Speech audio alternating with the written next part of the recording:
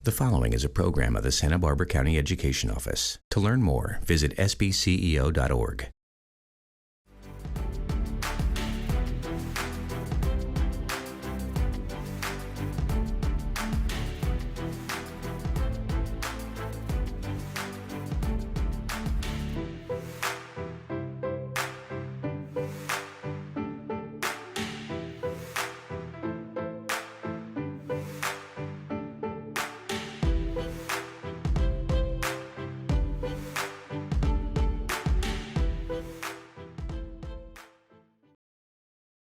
I'm Susan Salcido, Santa Barbara County Superintendent of Schools, and I am so delighted to welcome our guest today, Ann McCarty, who's the Executive Director of the North County Rape Crisis and Child Protection Center.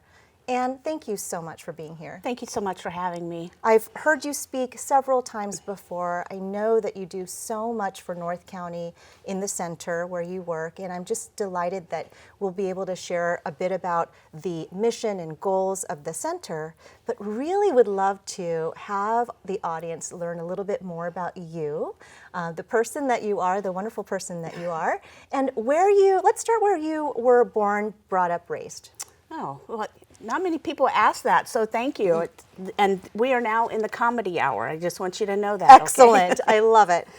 So, Susan, I was born and raised in a little country town on the east coast of Virginia in Lancaster County.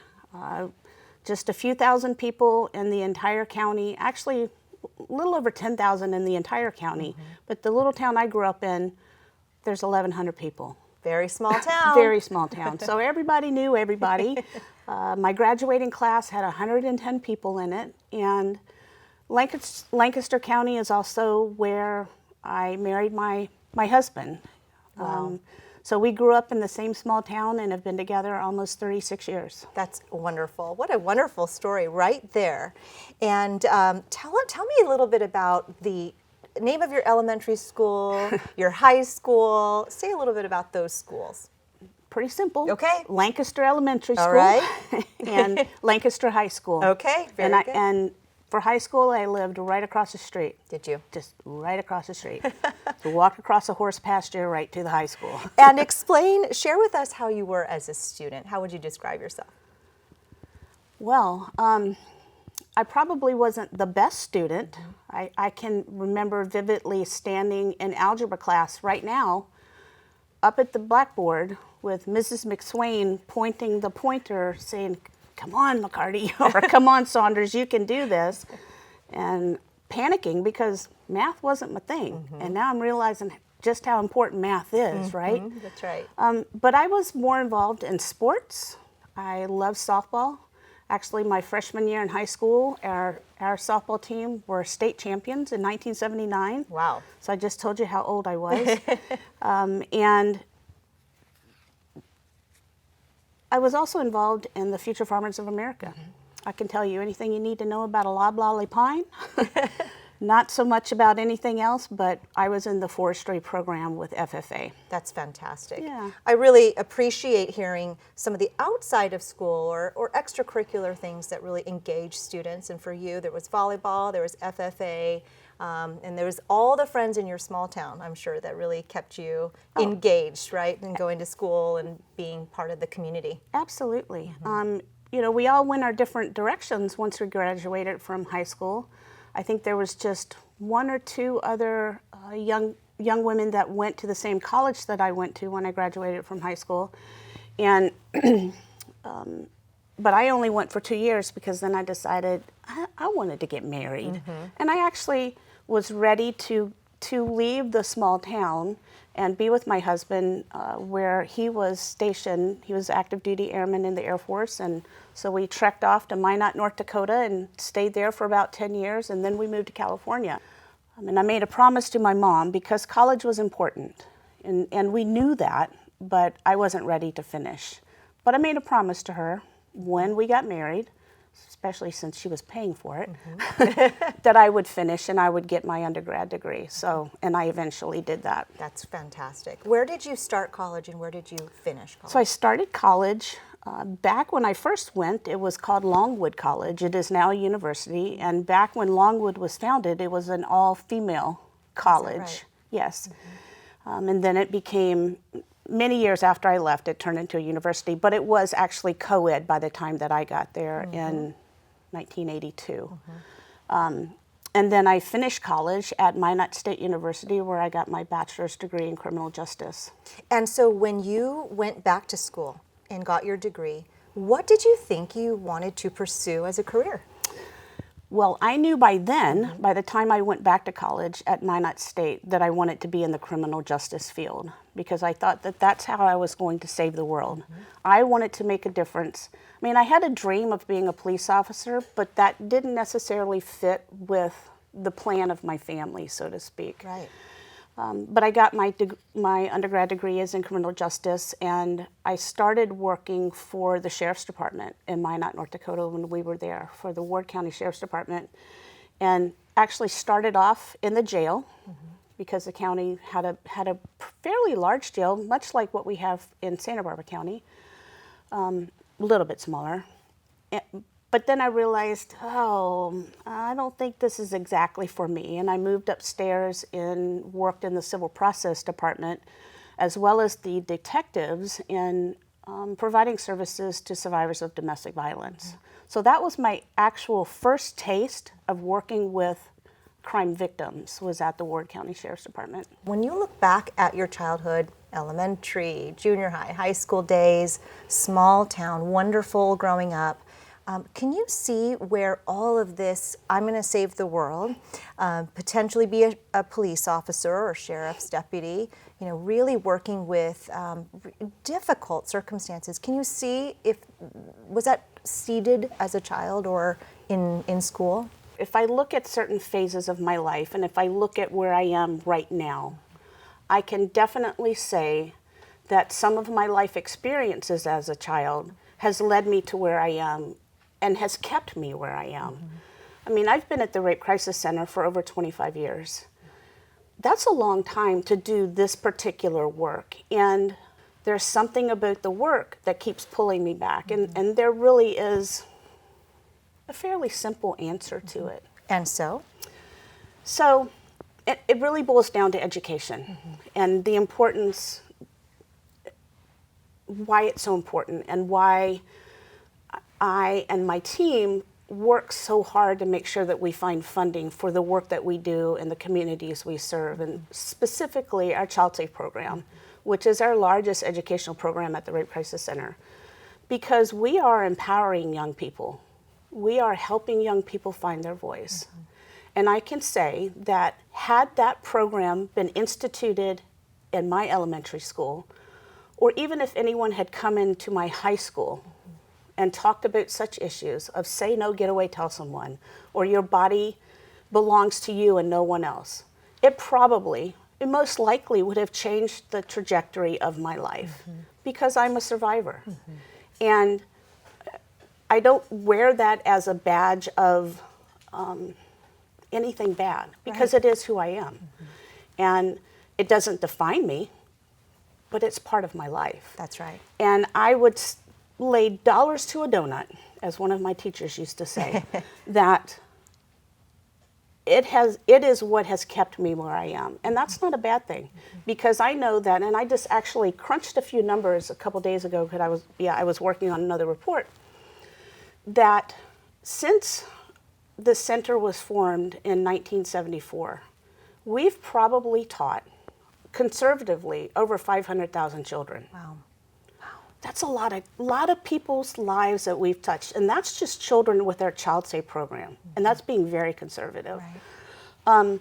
That's important to me, and I want to make sure that we're able to carry that on long after I'm gone, and it's about making sure that people know how important this work is. Yes, yeah. Wow, thank you so much for sharing that. And, I think that we can say so much about so much of that you said, the education piece, the fire that you have from your own experiences, but also being able to educate youth.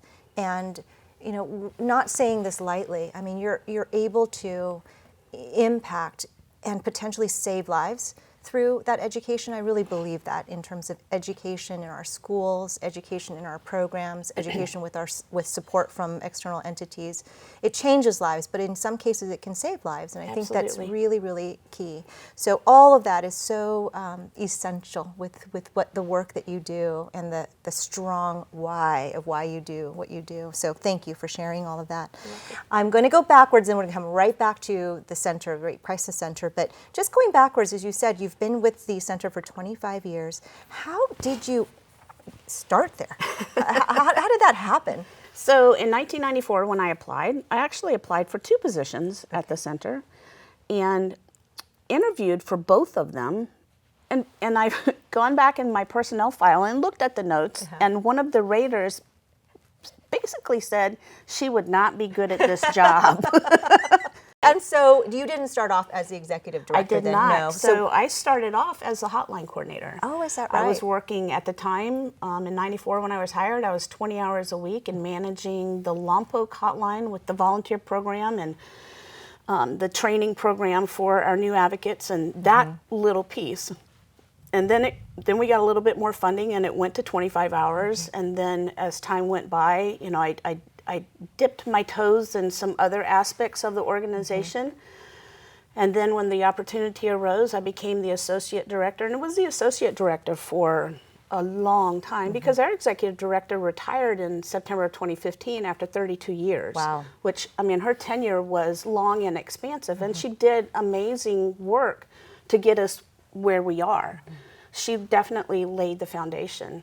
But in June of 2015, when she announced her retirement, the board decided, and I say jokingly that that's when we stopped serving wine at board meetings because, you know, bad decisions are sometimes made. But that's when they decided that they wanted to promote me to the executive director position. Yeah. So since September of 2015, and so I'm relatively new still as an ED, and I'm still learning. Every single day is a new adventure because there are different things that happen in our community and happen within our organization that keep us moving like this. Absolutely.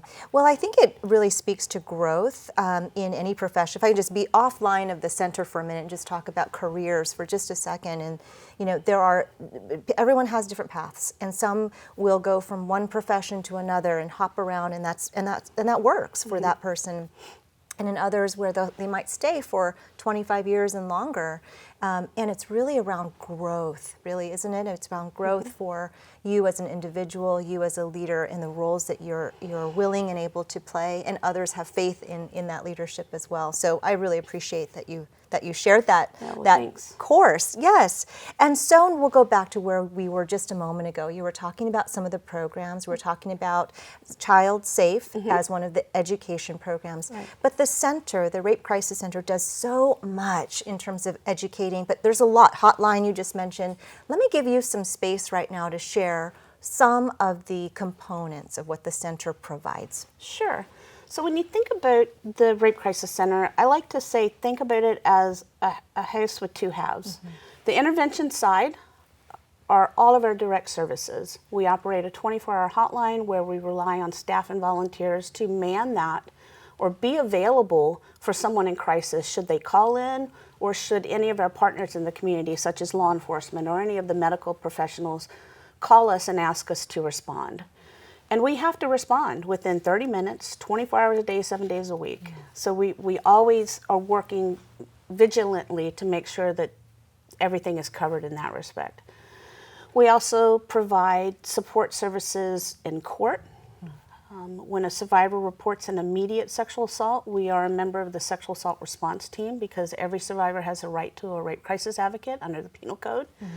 We respond to law enforcement or to one of our 2 forensic medical facilities in northern Santa Barbara County. There are actually 3 in the county. One is in Santa Barbara, pretty close to the hospital, Cottage Hospital, and then we have one in Lompoc and one in Santa Maria. So we will respond to those locations.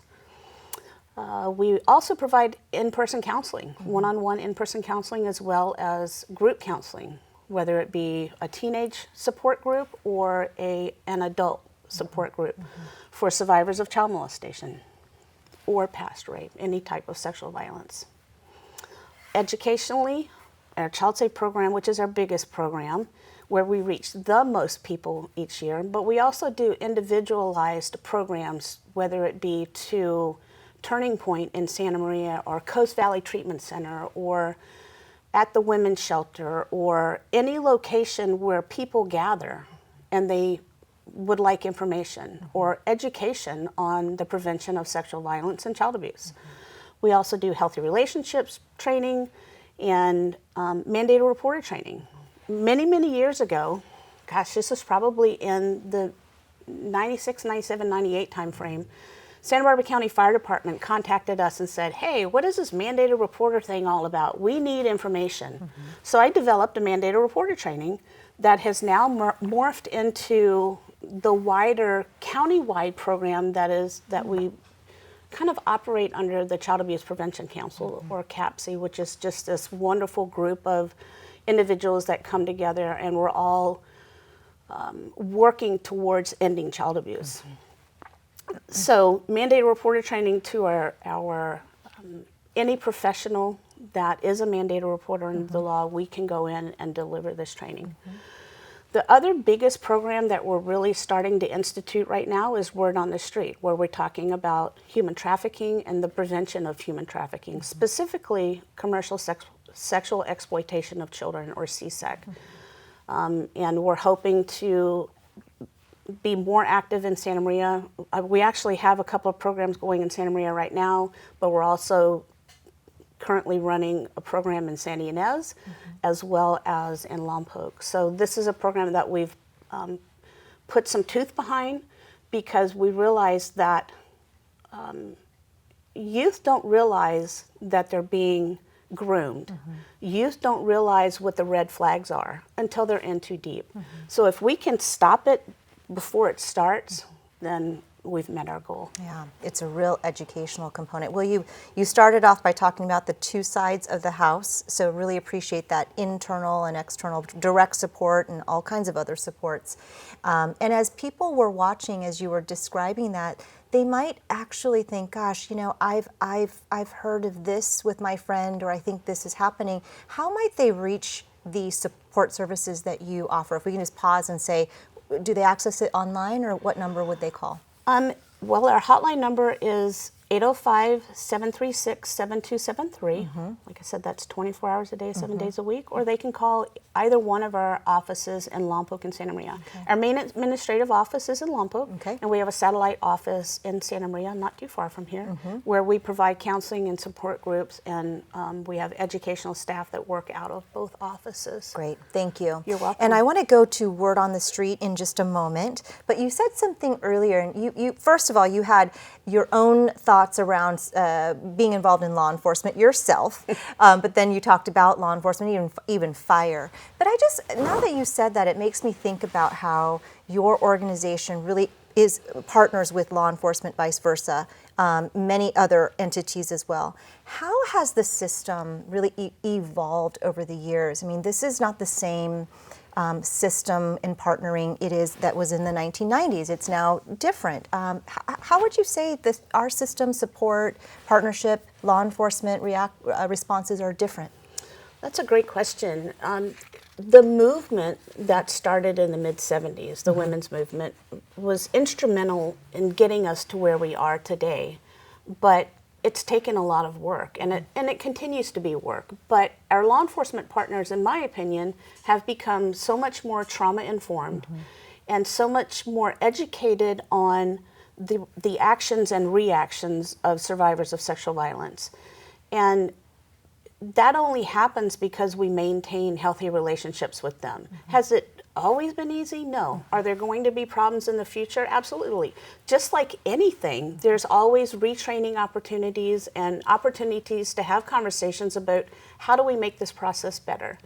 I actually had a conversation with a couple of folks this morning, and we were talking about human trafficking and how can we come together better as a community to deal with this issue. And it was really a think tank on ways that we can propel our county to protect children more. And I can't wait to discuss those things with you at a later date. Great. But it's interesting there's so much knowledge in this community, and the work that we're doing, none of us can do it alone. We cannot operate in a silo.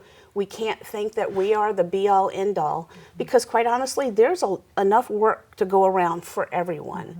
And there's no time for any kind of turf wars or this is my survivor and you can't work with them. There's no time for that. So maintaining and strengthening community partnerships and relationships is critical to all of us. It's just like partnering with the school districts and partnering with the county superintendent's office to make sure that we are delivering the message that is the most impactful and the most beneficial to young people and adults as well. Because it's not just about talking to the young people, the adults in their lives, whether it be the teachers that are in your school districts. Teachers are actually our biggest asset. Yes. And with so many, teachers are with our children much more than we are. And their eyes and their ears can help prevent so much. Right. Yeah, thank you. And their voice is so important. Absolutely, it is. We just in January, there was a National Slavery, Human Trafficking Prevention Month, and you held a vigil. And yes, and what I want to ask is not really about the event, but I'd love to hear about the event, but I'd love to know why it's so important to have such an event like that. And I would also like to couple it with the question it's a tough question to ask, and I know you'll be able to get to it, but is this an issue in Santa Barbara County, in northern Santa Barbara County? So there's the vigil, and why? And is this even an issue for us here? So the vigil and why. The why is because we have to have a platform. We have to give people a space to use their voice. And let me tell you why it's important for young and old. We had a young person that was at the vigil from Pioneer High School. That is one of the schools that we provide programming to. And she came and she shared a text message that she had received from somebody who was trying to groom her. And she shared this on this big piece of paper where she had expanded for all of us in the audience to see the words of what this human being had written to her and was offering her. We needed to give her that platform to say, this scared me. And I don't want this to happen to anyone else. So she shared that it scared her, but yet she also shared with her peers that were in the audience and on the stage with her, I don't want this to happen to you. And it opened up the dialogue of who they can go to talk about things like this, who they can report to. So it opened that up. And you asked me 2 questions. And I said, and I mean it in a naive way, I'm asking it intentionally naively. Is it happening? Is this an issue? Yeah. Yes, it is. I unfortunately don't have the numbers right off the tip of my tongue, okay. But I can tell you that there were over 100 cases of reported human trafficking that were investigated in Santa Barbara County in 2018. Yeah. Over 100. Right. One is too many, but over 100. So you think about that with respect to how many went unreported. Right. Statistically, for sexual assault cases, we know only 1 in 10 report. I would assume, and I don't know this because it actually has never been spoken about as far as what is the statistic of reported versus not reported for human trafficking, but I would venture a guess that the gap is much wider because some people don't think they're being trafficked. They don't understand what's happening to them. And the guilt and the shame and all of the negative things that go along with sexual violence are doubled, if not tripled, if not quadrupled when it comes to human trafficking. Yeah. Plus the fear of not being protected, of being killed. I mean, the fear of being killed or something else, something happening to their family, all these threats that go into someone who's being trapped in trafficking. Yeah, so it is a big issue, maybe greater than we know, but we have some information that really compels organizations like ours to really work on this issue. Earlier we talked about word on the street. We just a few moments about what that is and how it helps youth around, this is what's happening. Can you say a little bit about that? So in a nutshell, it's a program or a curriculum that was developed to open up dialogue and communication with young people, specifically young girls, young teenage girls, the ones that are being targeted and being groomed into this life. It's about educating them on what the tactics are, what these groomers or exploiters are doing to groom them. It's about letting them know what their options are. It's talking to them about the dangers, and it's really just about having conversations with them about the dangers of human trafficking and all of the different tactics that these exploiters use. And also around what healthy relationships look like, Right. Juxtaposed to what you just described, that Exactly. they might feel is a healthy relationship when they're getting wooed by material items versus actual healthy relationships. Right, and for them to realize that they're not property. Right. You know, that it's easy to get wooed, as you said, by someone who wants to buy you a new cell phone and get your nails done and get your hair done and all of these different things. But that's just leading up to you becoming that person's property. When they put their stamp on you, when they tattoo their name or the word king or whatever on your neck or underneath your hair, that's saying that you belong to them. That's not cool, it's not cute, and it's not glamorous. It's one person owning another, and modern day slavery is illegal. Yeah. And we are closing in at the end of our show already. I can't Wow. believe that. I know. And I really want to give an opportunity for the community members who are watching today for you to give a message to them, because we weren't able to say it all today. We just can't, in terms of all the work and impact that you provide with your organization. But something that you might want to share with them as a message from you to say, I'd like for you to remember this or be thinking about this as a community. Let me give you the floor. Thank you. Yeah.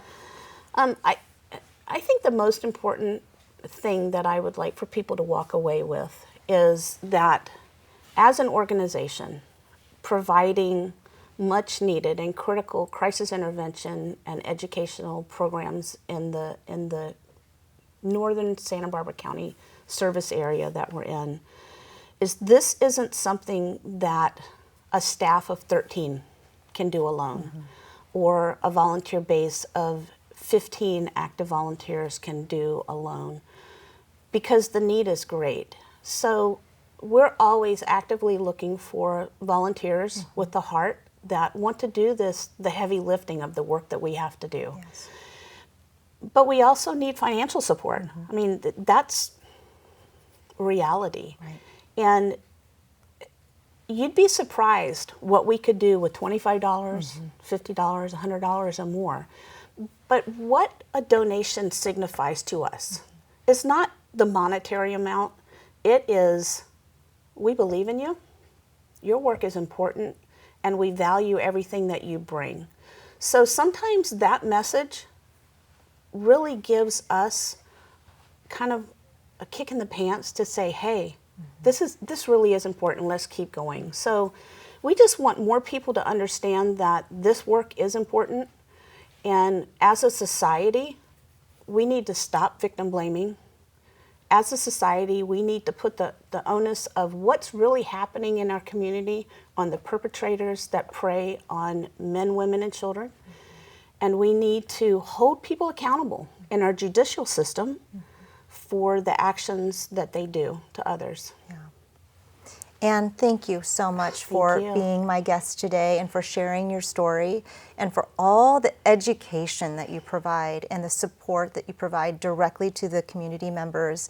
I mean, you've enlightened us today just in this 30-minute show, but in speaking with you outside of the show, your impact, the work that you do as an executive director, as a team of the North County Rape Crisis Center is really immeasurable. Thank you. And we just all appreciate you, so thank you so much. Thank you so much for having me. I so appreciate it. I'm Susan Salcido, Santa Barbara County Superintendent of Schools, and thank you so much for joining us today for this edition of Local Leaders.